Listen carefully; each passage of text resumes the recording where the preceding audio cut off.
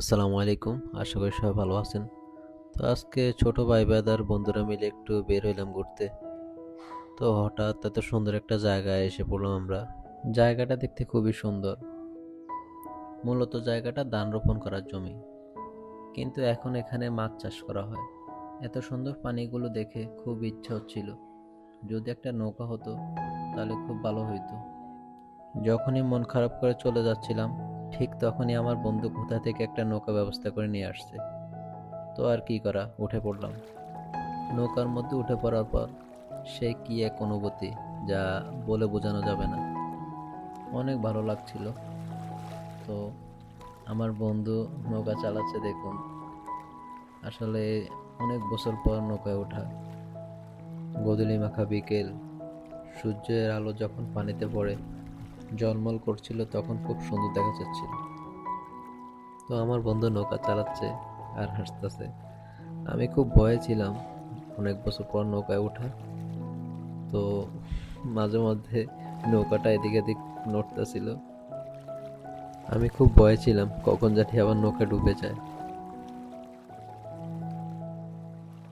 গোধূলির রঙিন ছোঁয়ায় মনের কোণে জমে থাকা ব্যথাগুলো সিক্ত হয়ে যায়।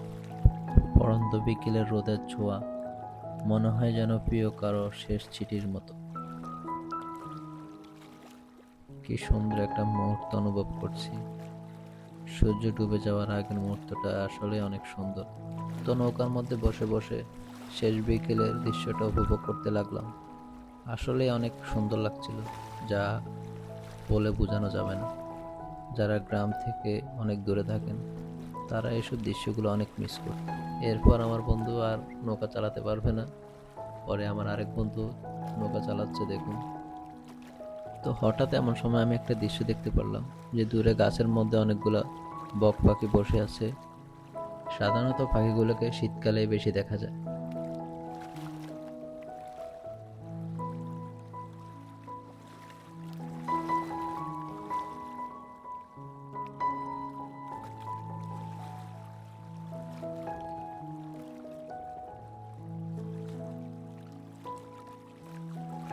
তো হঠাৎ আমাদের সামনে একটা সুন্দর দৃশ্য দেখতে পেলাম।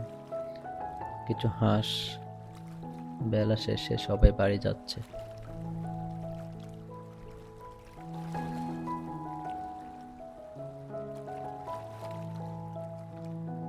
সন্ধ্যা নামার আগে শেষ বিকেলের আলো যখন নদীর জলে পড়ে, তখন মনে হয় আমার মতো প্রকৃতিও স্বপ্ন দেখে। তো এইভাবে দেখতে লাগলাম চারপাশ বসে বসে, আর উপভোগ করতে লাগলাম আজকের এই বিকেল।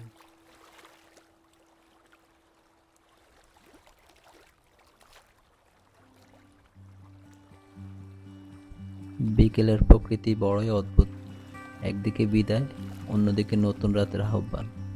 বিকেলের রোদ যখন নরম হয়ে আসে, তখন প্রকৃতিও ধীরে ধীরে শান্ত হয়ে যায়। তো নৌকা থেকে নেমে একটু সামনে হাঁটতে লাগলাম, হঠাৎ দেখতে পেলাম বেশাল দিয়ে মাছ ধরা হচ্ছে। তো মাশাআল্লাহ, দেখতে পেলাম উনি অনেকগুলো মাছও পেয়েছেন। আসলে দৃশ্যটা অনেক সুন্দর। আগে অনেক দেখতে পেতাম, কিন্তু এখন আর তেমন একটা দেখা যায় না। আগে এভাবে অনেক মাছ ধরা দেখতাম, কিন্তু সময়ের বিবর্তনে সব হারিয়ে যাচ্ছে আস্তে আস্তে।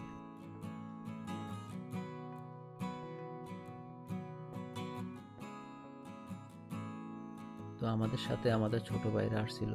তো আমরা নৌকা থেকে নেমে যাওয়ার পর এখন তারা নৌকা দিয়ে ঘুরছিল। তো আমি তাদেরকে দেখানোর চেষ্টা করছি। আসলে ওরা অনেক দূরে চলে গেছে, আমরা এত দূর যাই নাই। আসলে ওরা অনেক অনেক ভালো উপভোগ করতেছে। তো ভিডিওটি আশা করি সবার ভালো লাগবে। তো দেখা হবে পরবর্তী ভিডিওতে। সেই পর্যন্ত সবাই ভালো থাকুন, সুস্থ থাকুন। আসসালামু আলাইকুম।